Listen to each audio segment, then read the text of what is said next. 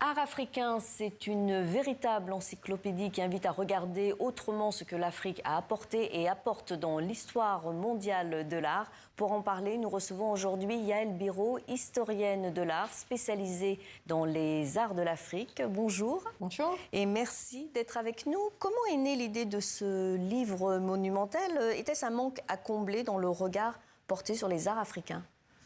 Oui, il y a un certain nombre de monographies sur les arts de l'Afrique qui existent, mais il était temps de revisiter ce sujet avec ce volume, avec tout un ensemble d'experts qui interviennent là sur le sujet. Alors justement, cet ouvrage est le fruit d'un travail collectif et c'est vous qui avez coordonné une équipe internationale de chercheurs. Comment s'est organisée cette aventure intellectuelle et humaine ? Alors j'ai co-dirigé cet ouvrage avec Constantin Petridis. Nous avons tous les deux sélectionné 25 auteurs, donc en plus de nous deux, ça fait 27 auteurs qui ont collaboré ici, qui proviennent des auteurs africains, évidemment, américains, européens, des conservateurs de musées, des chercheurs d'université, des archéologues, des anthropologues, des historiens de l'art. Donc réellement pour avoir une pluralité de perspectives. Et nous avons choisi ces auteurs parce que c'était les spécialistes dans leur domaine afin qu'ils apportent leur expertise sur ce sujet très vaste. Peut-on dire aujourd'hui le monde de l'art occidental commence enfin à écouter les voix africaines? Les voix africaines, oui, je pense que c'est le cas. Il y a un peu une impression de redécouvrir l'Afrique, en tout cas les arts de l'Afrique en permanence, dans le domaine de l'histoire de l'art. Et ce n'est peut-être pas tout à fait le cas, mais en tout cas, pour ce qui est des voix africaines, là, oui, le fait que nous ayons inclus autant d'auteurs africains était vraiment important pour nous. Le fait que nous incluions une histoire de l'art dans une perspective africaine était aussi très important, de remettre réellement l'Afrique au centre de cette histoire, de l'histoire du regard porté sur les arts de l'Afrique, était vraiment une des missions que nous avions pour cet ouvrage. Et quels sont selon vous les grands courants, styles culturels du continent qui méritent aujourd'hui d'être redécouverts?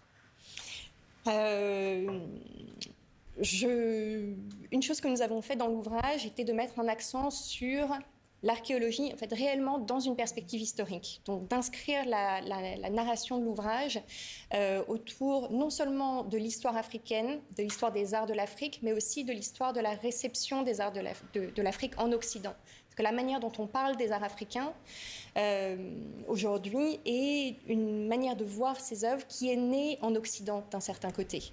Donc, il était vraiment important de reconstituer cette histoire, d'en démêler les fils pour pouvoir justement aborder ces œuvres avec un regard neuf et d'inclure aussi donc, dans cette perspective historique, la création contemporaine était aussi très, très important pour nous. Donc réellement une grande fresque historique. Et qu'est-ce qu'on sait d'ailleurs de tous ces artistes? Est-ce qu'on les connaît? Alors la question de l'auteur dans les arts de l'Afrique est justement un des points qui est abordé dans l'ouvrage, avec évidemment pour la création contemporaine des artistes contemporains qui évoluent sur la scène internationale, dont les noms sont bien connus, mais autrement des artistes africains pour lesquels la question d'autorité, de signature n'était pas un sujet, en fait, n'était pas un propos. Donc on n'a pas les noms de ces artistes, même s'ils étaient très, très souvent reconnus dans leur communauté avec une célébrité certaine. Vous insistez sur la contemporanéité des formes africaines. Que nous disent aujourd'hui les artistes africains de leur rapport à l'histoire et à la modernité? Oui, alors c'est justement aussi un des articles dans l'ouvrage se concentre justement sur les artistes africains d'aujourd'hui qui regardent la tradition, qui regardent l'histoire. Donc c'était aussi un élément important pour nous à mettre en avant, c'est ce lien entre histoire et monde contemporain, parce qu'on le voit dans la création contemporaine, il y a de nombreux artistes qui s'inspirent des formes historiques, des formes anciennes pour aller vers une autre créativité, mais tout en étant ancré dans l'histoire. Derrière l'histoire de l'art, il y a aussi une histoire coloniale. Quelle place occupe la question de la restitution des œuvres dans votre réflexion? Alors, les questions de restitution n'étaient pas au cœur de l'ouvrage, ce n'est pas le propos du livre, mais évidemment, toutes ces questions d'actualité se perçoivent dans le fil de l'ouvrage. C'est un ouvrage qui est vraiment d'aujourd'hui, avec toutes ces perspectives variées qui permettent de considérer le temps présent. Et pour nous, l'élément important était l'élément de la connaissance. De quelle connaissance voulons-nous aujourd'hui ?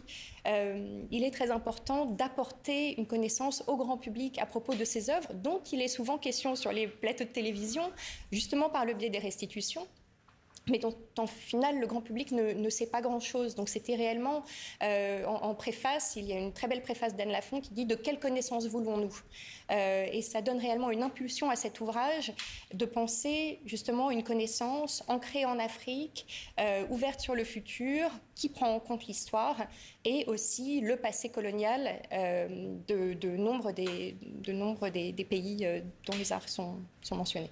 Merci beaucoup Yael Biro pour cet entretien. Je rappelle le titre de ce magnifique ouvrage Art africain publié chez Citadel, une véritable encyclopédie qui redonne à l'Afrique la place qu'elle mérite.